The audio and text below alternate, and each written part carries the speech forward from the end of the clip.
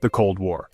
It wasn't a war with roaring tanks or dogfights in the sky, but it was a war nonetheless, a clash of giants. On one side stood the United States, a champion of democracy and capitalism.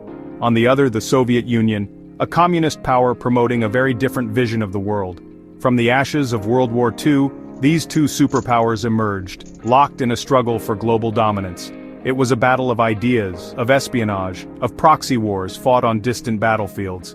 The fate of the world hung in the balance for almost half a century. The Cold War shaped everything. It influenced how nations behaved, how people lived, and how we understood the world. Even though it ended decades ago, its legacy continues to echo in the 21st century. Understanding the Cold War is essential to understanding the world we live in today. This is the story of that struggle, a journey through the Cold War's defining moments, its key players, and its enduring impact.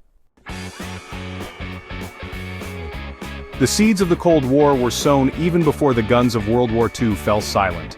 The US and the Soviet Union, uneasy allies against Nazi Germany, harbored deep suspicions of each other. The US, with its tradition of democracy and free markets, looked upon the Soviet Union's communist ideology with distrust. The Soviets, for their part, resented the Americans' atomic monopoly and their history of intervention in Russia. The wartime alliance crumbled quickly. By 1946, Winston Churchill, the British Prime Minister, declared that an Iron Curtain had descended across Europe, dividing East from West. The Cold War had begun. Berlin, a city divided, became an early flashpoint in the Cold War. In 1948, the Soviets, seeking to force the Western Allies out of West Berlin, blockaded all land access to the city.